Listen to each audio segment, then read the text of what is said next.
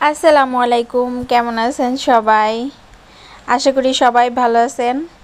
আমি আজকে আমনে গইল বোয়াল মাছ রান্না করে দেখামু হাতে মাইখা। চলেন কেমনে রান্না করলাম শুরু করি।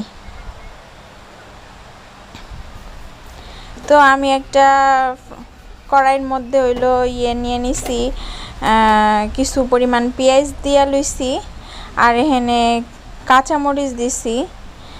আমি রান্নাটা শুকনা মরিচ দিয়া করবো না, পুরাটাই কাঁচামরিচ দিয়ে রান্না করবো।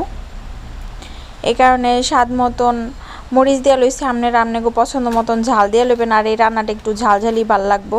তা আমি সামান্য পরিমাণ আদা বাটা আর হাফ চা চামচ রসুন বাটা দিলাম।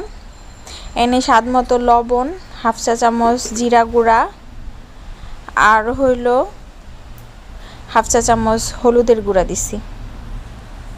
আর কোনো মশলা দিব না, এর মধ্যে এখন খালি তেল দিমো। আর আমি এনে হইলো সরষের তেল দিতেছি। এই সরষের তেলটা দেওয়ার কারণে তরকারিটার স্মেলটা, মানে তরকারিটার ঘ্রাণটাই অনেক সুন্দর হইব।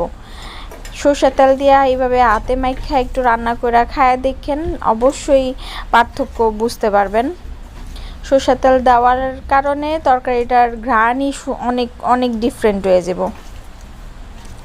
তো আমি এটার এখন সুন্দর করে মাখায় লুমু, জানি একদম মরিচের তনে জাল একদম পুরোপুরি বাইরে যায়।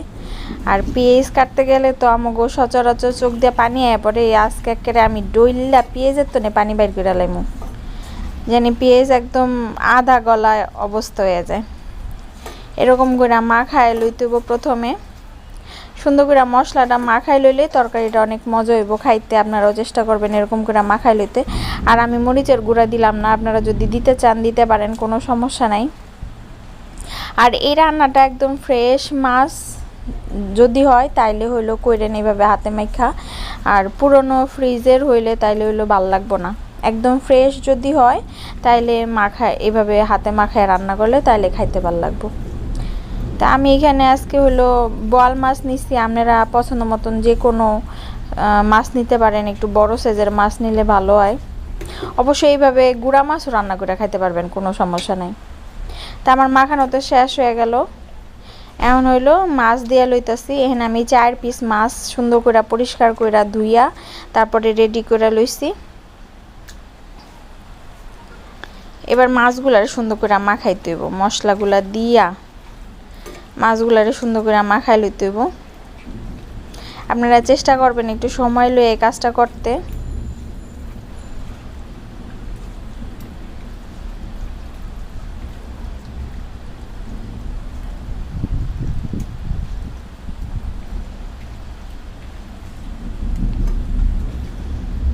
তো মাছটা আমার প্রায় মাখানো হয়ে গেছে। এখন আমি এটার মধ্যে হলো পানি দিয়ে দিব। খুব বেশি কতটি পানি দিব না, অল্প একটু হাফ কাপ পরিমাণ পানি হইব, এরকম পানি দিব যেন মাছটা একটু গামাখা গামাখা হয়ে থাকে। আর এই মাছটার থেকে তো এমনিতে একটু পানি বেরোইব। এবার হইলো ডাইকা চুলায় দিয়া দিমু। এই রান্নাটা বসানোর আগে হইলো কারেন্ট গেছিল, এই জন্য এরকম লাইট অফ হয়ে গেছে।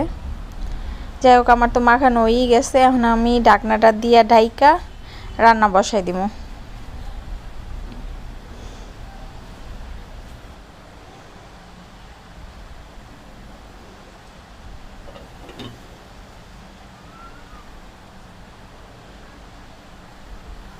প্রথমে হইলো চুলার জালটা একদম হাই ফ্লেমে দিয়ে রাখবেন। যখন তরকারিটা এরকম বলক উঠা যাইব সেই সময় হইলো মাছটার একটু উল্টাইয়া তারপরে মিডিয়াম টু লো ফ্লেমে পুরাপুরি রান্না করতে হইব।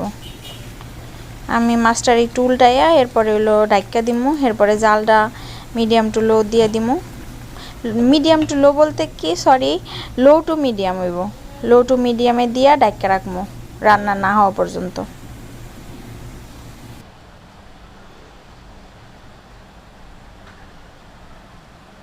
মাঝখানে একটু লাড়াচাড়া দিয়ে দিবেন, একটু উল্টাইয়া দিবেন। তাইলে হলো যেহেতু আমি পানি কম দিছি, পুরাটা মাছ তো রান্না হইতে হইব, তাই না? দেখা যাবে অর্ধেকের মধ্যে তেল মশলা ঢুকছে, বাকি অর্ধেকের মধ্যে কোনো তেল মশলা কিছুই ঢুকে নাই। তখন আবার খাইতে ভাল লাগবো না, লবণ টবণ কিছুই ঢুকবো না। এই কারণে মাঝামাঝি সময়ে যখন জালটা 5 মিনিটের মতন হইব বা 2-3 মিনিট হইব তখন হইলো মাছটার একটু উল্টাই দিবেন। আমি মাছটারে উল্টাই দিয়া সুন্দর করে এখন আবার ডাইকা দিব 5-6 মিনিটের লেগা। জোরে জাল বাড়াই দিয়ে রান্না করার কোনো দরকার নাই, যেহেতু ফ্রেশ মাছ এটা একটু সময় নিয়ে রান্না করলে খাইতে মজা লাগবে।